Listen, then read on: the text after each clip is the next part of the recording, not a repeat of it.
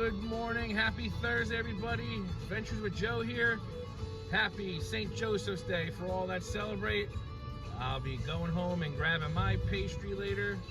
I'm excited. Wishing you all a great day. Stay safe. Let's get cooking. All right. Hope you all had a great day. It's time to head home. I got a few pit stops before I hit the homestead. Can't wait to see my family. St. Joseph's Day pastry.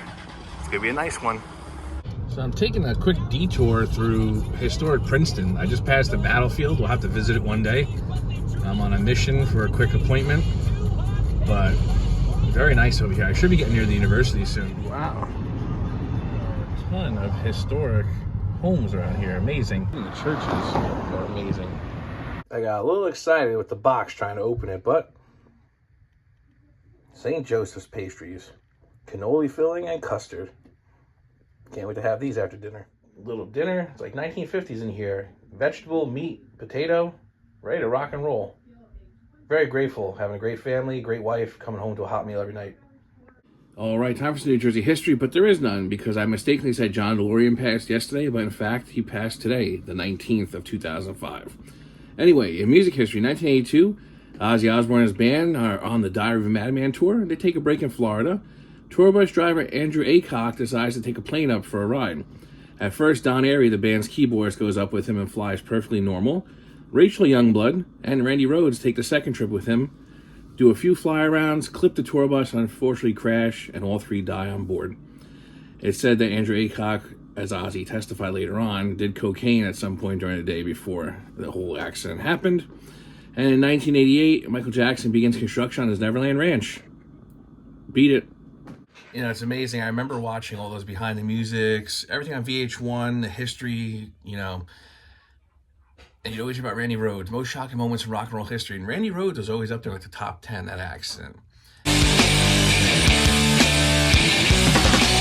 We continue our look at music's most shocking moments. And this next one was a great loss for hard rock fans everywhere.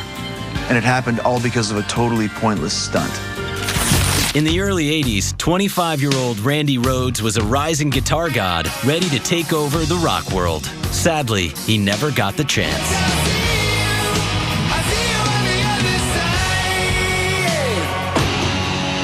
In 1981, Rhoads collaborated on Ozzy Osbourne's first solo album, Blizzard of Oz. At that point in my life, I'm sure he was sent from somewhere else because if it wasn't for Randy Rhoads, I know I wouldn't be here.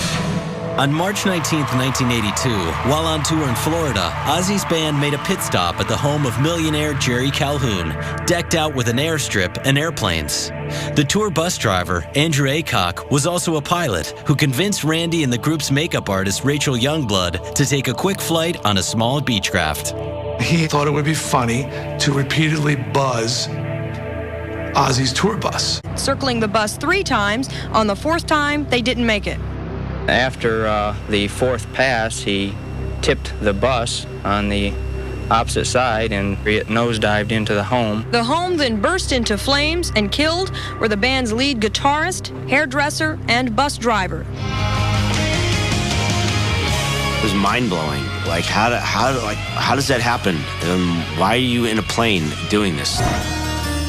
Later, it was revealed that the pilot had traces of cocaine in his system, but Randy only had nicotine in his. He wasn't that kind of a guy. He wasn't playing tricks or goofballing about it. He was a serious guy, you know. The guy was a beautiful man. And it definitely left an impression on the music world and a scar, I feel like, on Ozzy's life. Because, you know, they were just starting out. Ozzy was solo.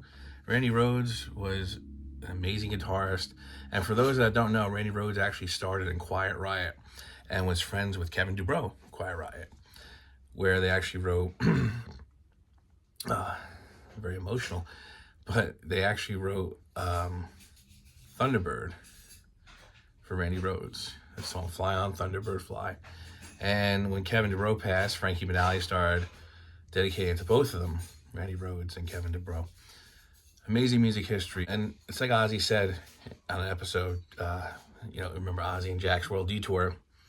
He often wondered where Randy would be in the mix had he not passed away. If you want to, was Tacker in Randy Rhoads, you know. Yeah. Randy was a great guitar player, and he co-wrote Crazy Train with me. I mean, I think about him a lot still.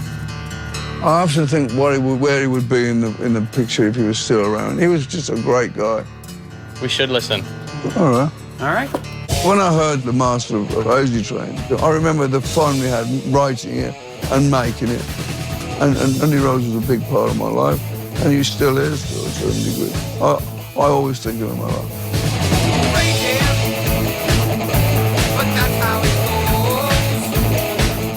Oh, you sound good. I actually think it sounds great, to be honest.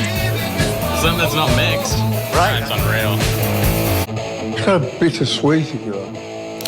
Randy Rhoads died not long after that. It's kind of like going back to a good time, but yet a really horrible time at the same time. I only wish he could, he would have been around for a bit longer.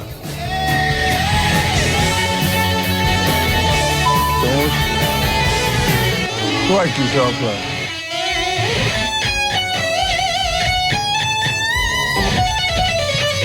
Amazing.